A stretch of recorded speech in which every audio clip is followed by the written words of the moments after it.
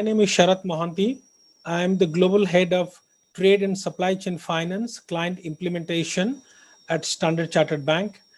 I have spent about a decade working with various corporates in different parts of the world in the space of physical supply chain. And then for the last decade, I've been with the bank looking after the financing side of the supply chain.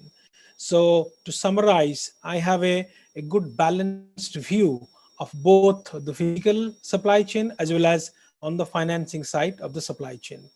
So today I will be talking about how does this whole security aspect has a significant role to play in the in supply chain management. So if you look at how this whole supply chain is evolving, let me start with the consumer buying behavior. It has changed dramatically in the last 1 year. For example, like me, many of us are working from home. So what does that mean? That from a consumer point of view, that I'm no longer looking to buy any formal attire or formal clothes that I normally wear to go to office. Instead, I'm looking to buy a casual apparel that I can wear at home and while I'm working. So that's a very good example how the consumer buying behavior is changing. I'm sure many of us have switched to online buying mode given the COVID-19 situation, but that has become a de facto new normal of buying behavior. So these are some of the changes, what has happened to the consumer buying behavior that is significantly changed in the supply chain process. The second aspect of the change on the evolving is around the whole global supply chain versus local supply chain. Given the COVID-19 situation, a lot of companies are seriously considering that can I source that product locally instead of getting it from a overseas location such as Taiwan, China, or Indonesia or Vietnam. So therefore, there are a lot of thinking happening within the companies. How could I source a particular product locally? So there's a lot of thing going around, and how the supply chain is really evolving from a model point of view, as I call it as a global versus local. The third element that has really evolved significantly, in my view, is the whole digital aspect. The digital disruption has really in the front and center of the supply chain changes that I've seen over the last 15, 20 years.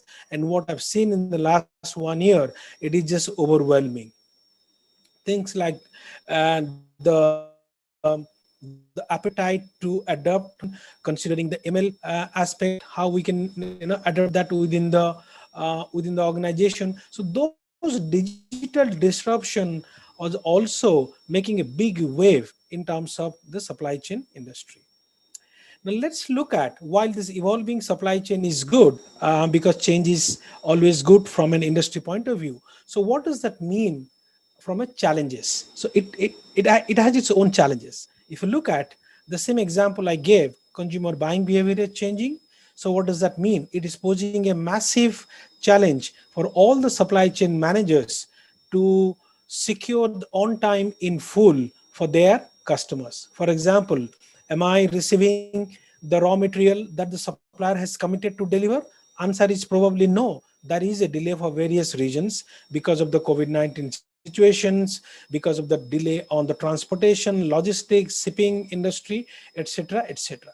So meeting consumer demand or delivering on time with in full has become a huge challenge for every supply chain professional due to mainly external environment. The second aspect, if I have to find a correlation, this whole localizing supply chain versus global, this means that this whole supply chain model has to be recalibrated. Now, it is not an easy task to recalibrate overnight a supply chain model. But if you carefully look at this whole global supply chain that most of the big organizations have put in place, it is an outcome of a good 5 to 10 years worth of careful thinking, strategy, investment, talent, systems, process. It takes a huge amount of coordinated effort to put together a supply chain model that was global. So now if you want to bring that back, change that to local, it has its own challenges. For example, when you try to source a particular product from a overseas location, that means in that particular country you don't have that skill level any longer, because there is no demand for that particular skill set. So now all of a sudden, if you really want to source that product locally, you may not be able to find the right skill set who could make that product. Yes, it will take some time. Eventually you will get that talent or a skill set, but that takes time. So it's a good challenge for any supply chain person to have. The third element, which is again relating to the digital disruption. So the big challenge every supply chain professional is facing within an organization, including the technology organization, to cope with the rapid change that is happening over on the technology environment, whether it is supporting all the staff of an organization to work from home, migrating their infrastructure to cloud, changing their application engineering, going to the API, AI, ML, etc. So coping with a rapid change has another significant challenge that I see across many industry.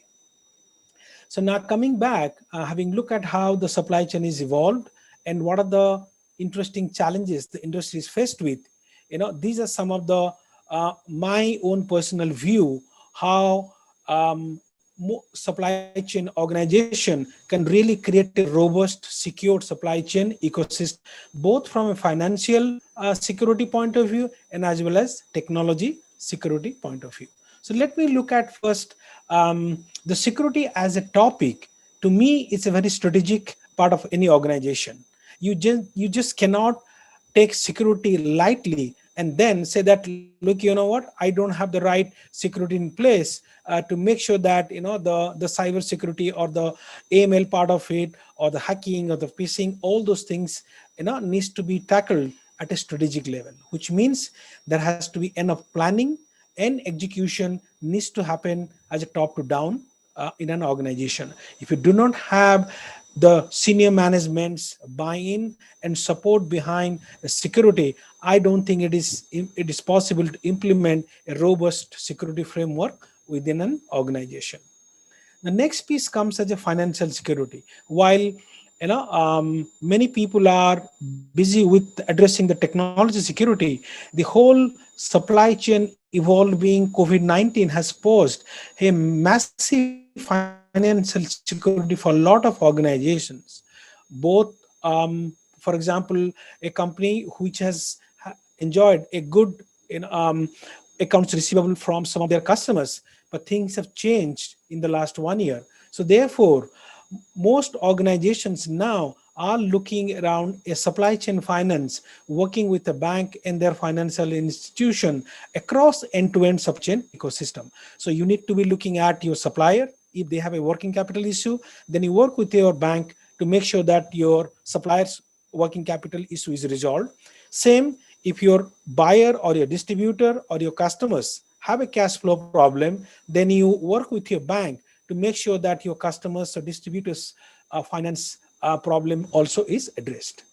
Now looking at the IT security, I think every company, in my view, must invest in an IT security to adopt a new digital trend such as blockchain, API, microservices, because what I personally see over the next 2 to 3 years, this whole IT application reengineering or repurposing your existing application to make it a cloud compliant would be a big topic among many organizations. Now we all know that going into a cloud poses a huge question mark from an IT security point of view. So therefore, most organization must look at right now part of their design, how those security aspects are really addressed and dealt when you move to a blockchain based solution or an API based solution or a microservices based solution. Thank you very much.